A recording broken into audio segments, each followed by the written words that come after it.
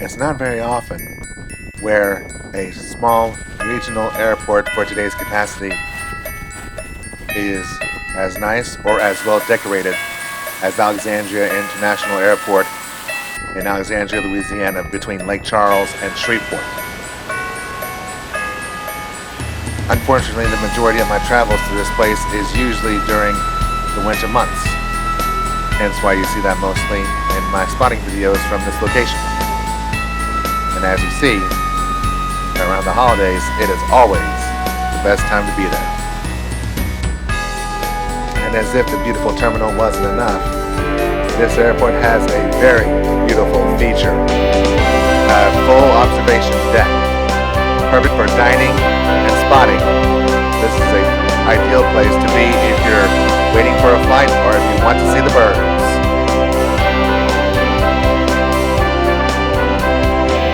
After you order from the restaurant and bar on the first level, you can come right on up here and just gaze into the beautiful sun.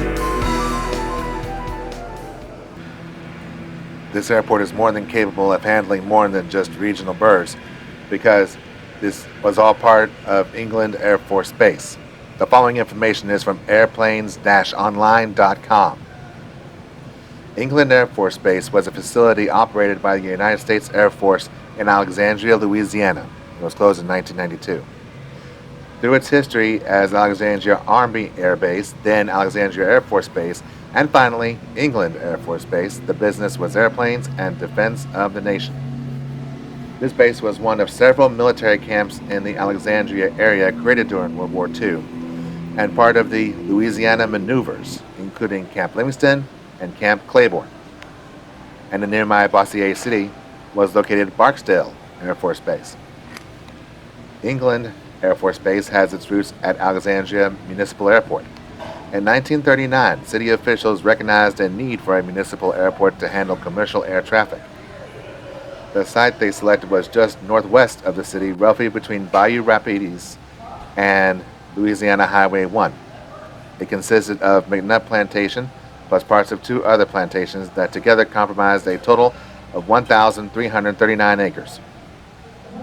As the threat of World War II approached, the Army Air Corps leased the airport from the city of Alexandria for $1 a year for the duration of the war plus 6 months.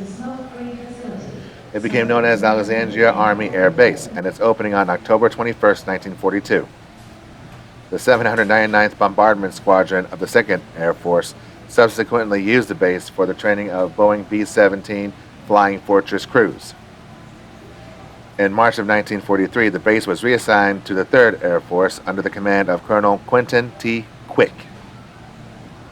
Early in 1945, the base's mission was shifted to the training of B-29 crews. Before the Super Fortress training could get underway, the war ended, and the base was returned to the control of the city of Alexandria.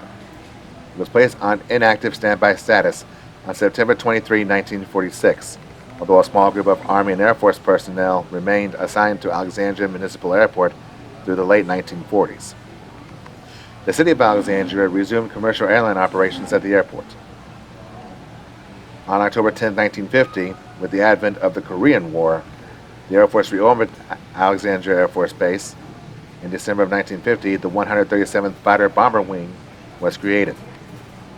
The base was reactivated under the command of Colonel Dixon M. Allison and attached to the 9th Air Force Tactical Air Command. When the Air Force decided to build a permanent base in Alexandria in 1954, the city donated the bulk of the acreage occupied by the base. Later, on June 23, 1955, it was renamed England Air Force Base in honor of Lieutenant Colonel John Brooke England, commander of the 389th Fighter Bomber Squadron at Alexandria Air Force Base, who died in an F-86 crash in France on November 17, 1954, near Tol-Rosay Air Base in France. A leading and much decorated North American P-51 Mustang ace during World War II, Colonel England flew 108 missions and scored 19 aerial victories, including 4 on one mission. England also served as a combat pilot in the Korean War. The aircraft stationed at the base was the best of the time: the Boeing B-17 Flying Fortress, the P-51, F-86 Sabre, North American F-100 Super Sabre, the Boeing KB-29 Super Fortress, the KB-50, the A-7 Corsair II, the A-10 Warthog, the A-37 Dragonfly, the A-26A, and the rest of the arsenal, whatever the mission, the base, and its airmen met the challenge.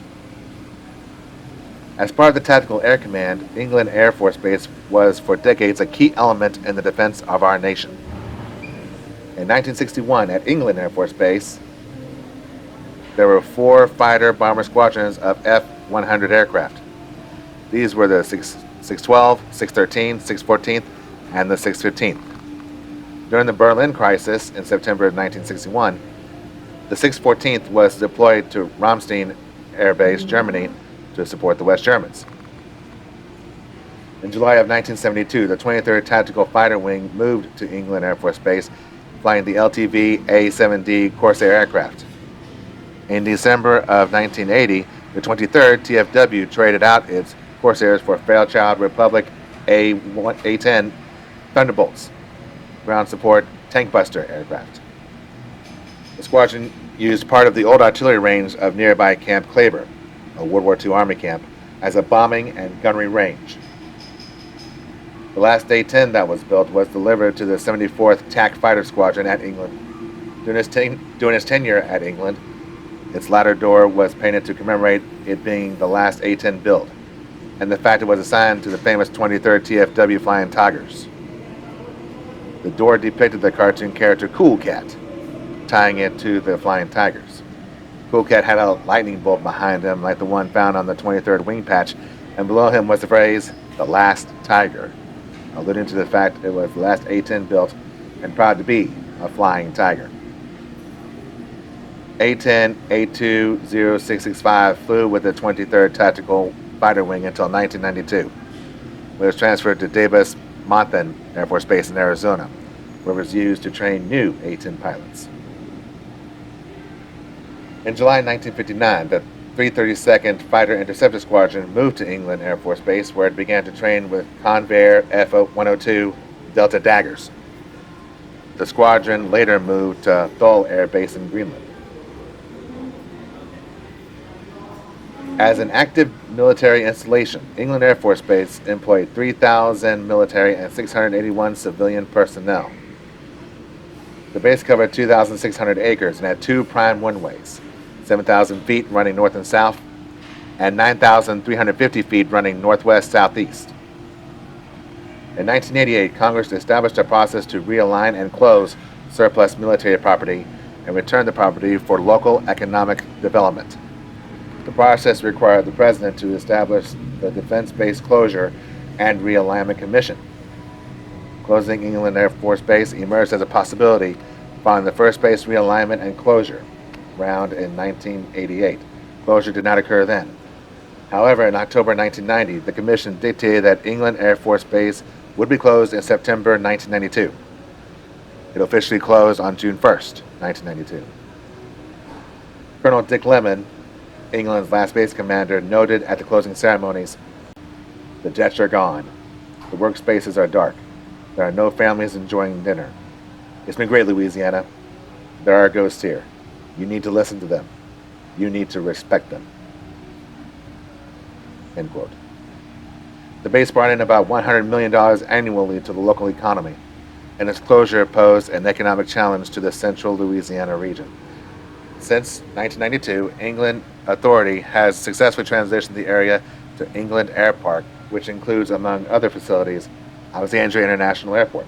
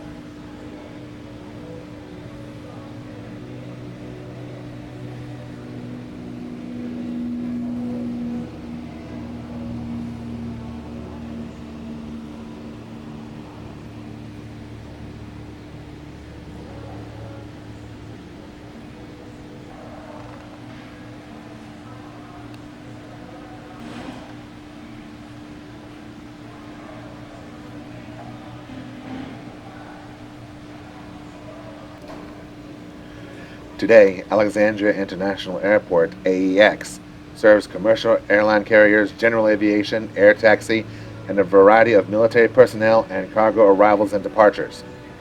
Charter flights for the U.S. military to international destinations are routinely conducted from the airport. AEX features one of the 3 air traffic control towers in Louisiana that is open 24 hours a day, 7 days a week. Commercial airline carriers serving AEX includes Delta Airlines with service to Jackson Atlanta International Airport, American Airlines to Dallas-Fort Worth International Airport, and United Airlines with service to Houston Bush Intercontinental Airport.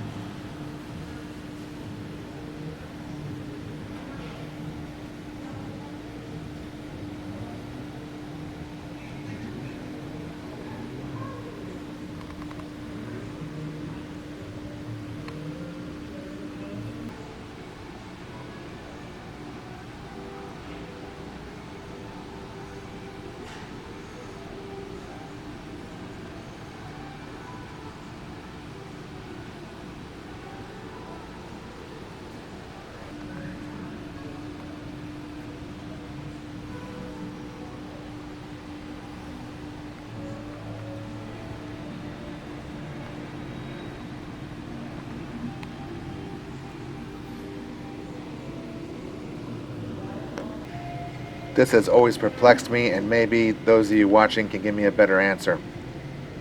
This World Atlantic bird, I cannot tell if it's an MD-80 or a Boeing 717.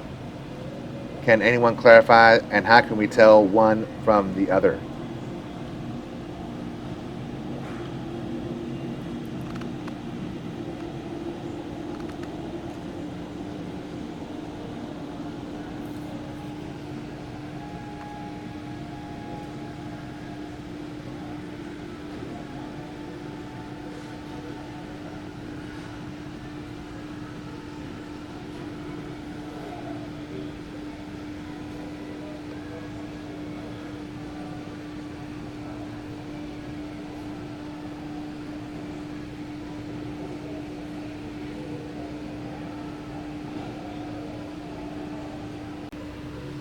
It's really hard to believe that this footage was taken after Christmas Day on December 2018. Yes, it was that long ago, but I'll tell you what, this was by far the best day I've ever had at AEX. It was just a perfect day to fly. A lot of small birds were getting their touch and goes in, their touch and go landings. I did see a couple of touch and stop and go landings, and it was just an all-around perfect day to fly. So yes, there was a lot of great small birds here, but there, as you saw earlier, there were some pretty good big birds here as well. Again, you couldn't ask for a better day of flying. Y'all enjoy.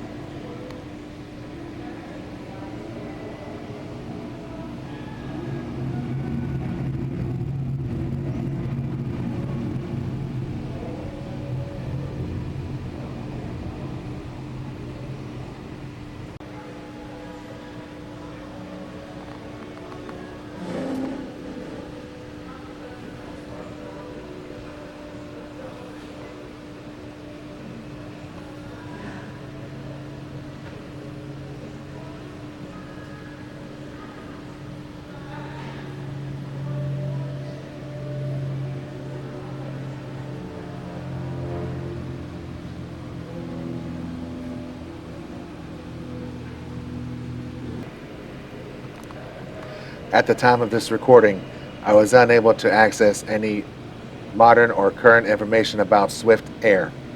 All I was able to obtain is that it is an airline based out of Madrid, Spain, for cargo and passenger purposes.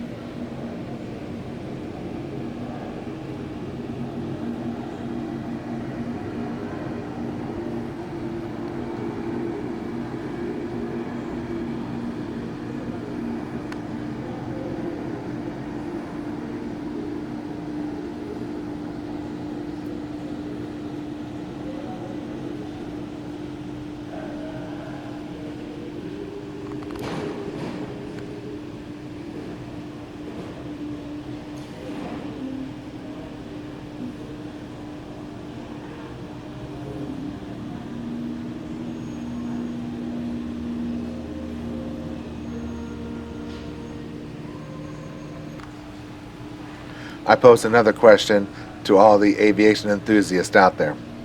I have seen some small passenger planes like this with the wings on the bottom of the fuselage, but I've also flown in small aircraft where the wing is above the fuselage. Which do you prefer? Below the fuselage or above the fuselage? What's the pros and cons of each?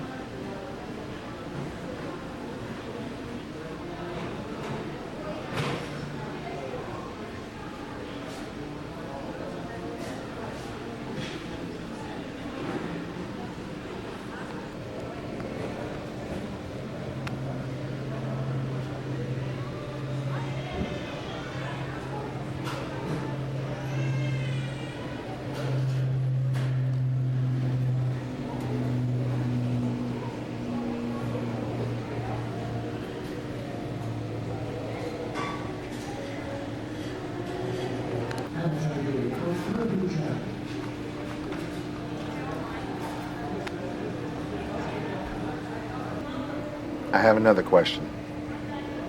After you earn your training on a single engine prop, what more would it take to earn certification on a twin engine prop like this?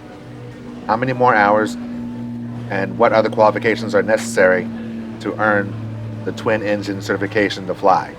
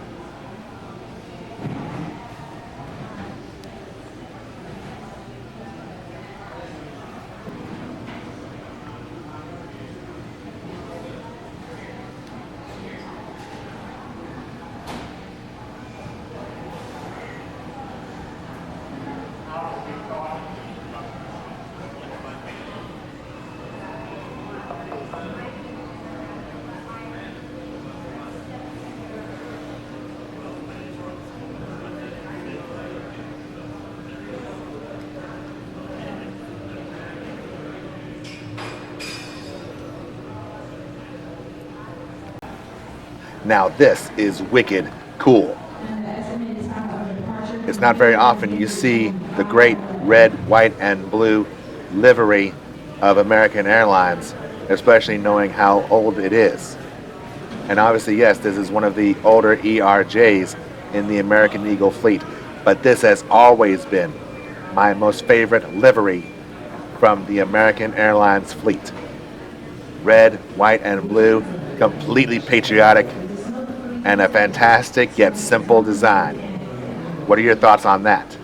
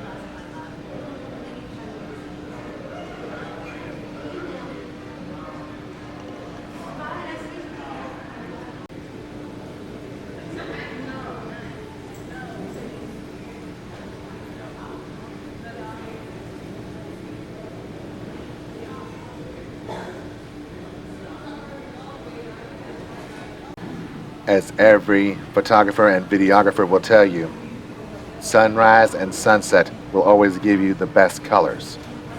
Now I've saved the best spot images for the very, very end of this video.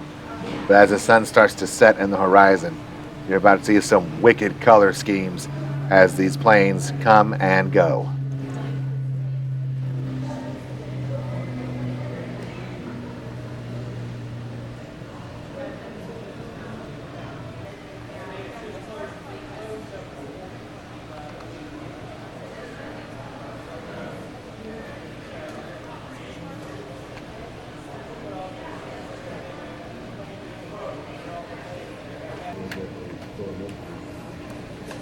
He's got to go down there and control it.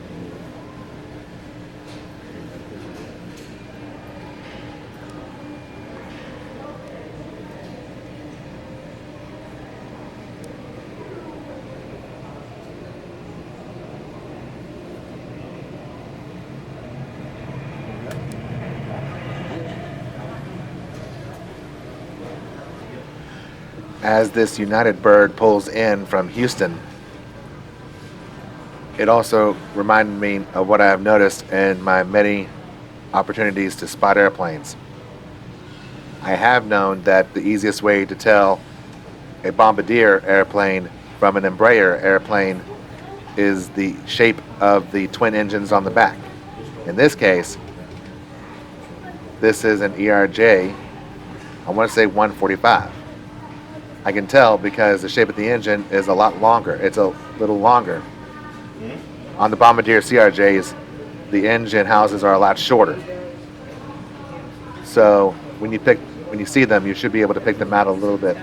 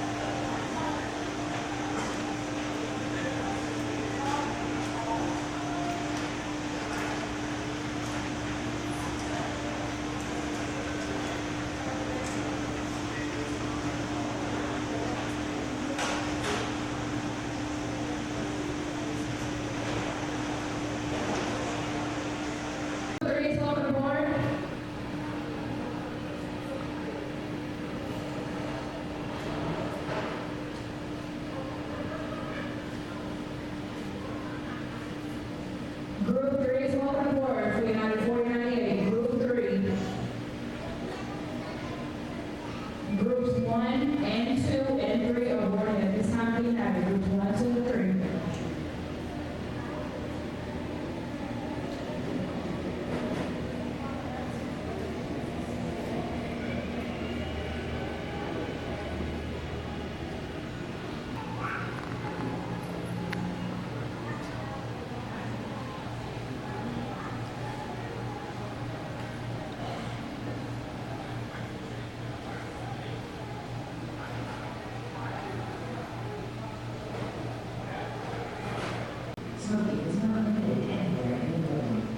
Group 4 is welcome aboard for United. Please do not leave bags or overload unattended. Unattended bags pose a risk to your passenger and will be confiscated by airport personnel. The arrival departure curve is a designated loading zone. Unattended vehicles will be returned.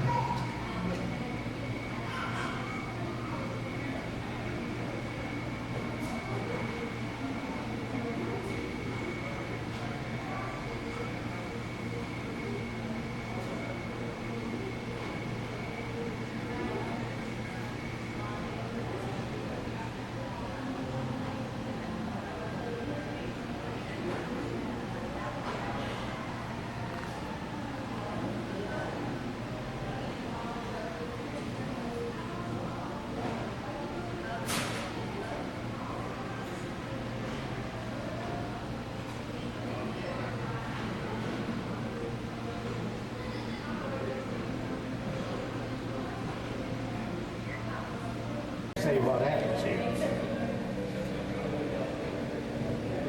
This is really nice for a city this size. Of course, this is an old air base, Air Force base, so that's the reason. I'm glad those gentlemen behind me were able to take in the great sights and the great history of this base as well. That was very nice to hear.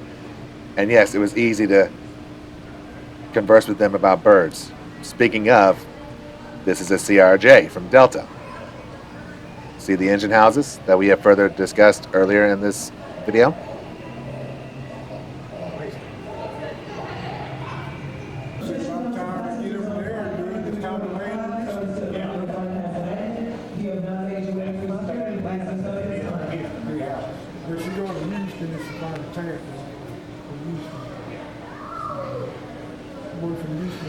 I thought what happened here was very interesting. The American Airlines bird, as you see, was the first to taxi, and yet the United one was the first to go around and take off.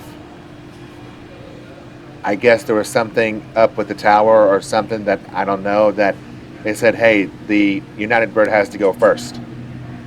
I don't know, maybe someone who knows ATC or flying better than I do may be able to provide a little insight on that. That's pretty right there. That is pretty.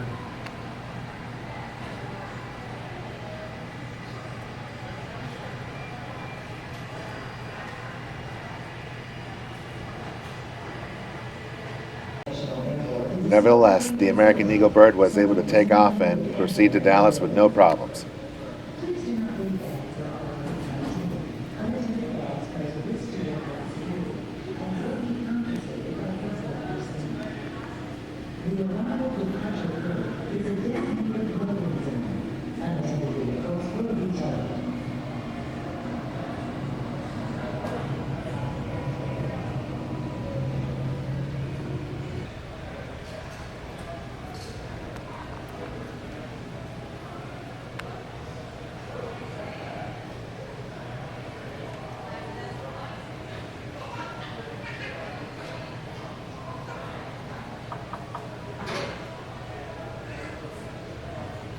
And so, ladies and gentlemen, we have reached the final 2 minutes of this compilation video. These two birds are about to take off, and with the sun directly in my face, their takeoffs will provide the very best spots I have ever encountered in Alexandria. I will first show them to you completely unaltered and at normal speed. Then I will show them again in slow motion.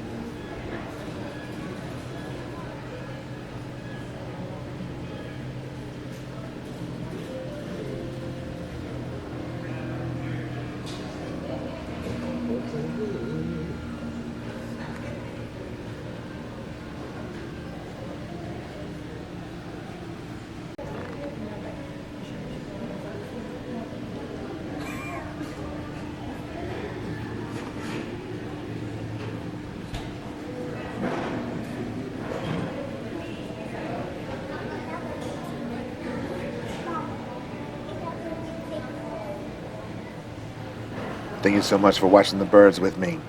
This is SFAPowerhouse signing off. Take care and God bless.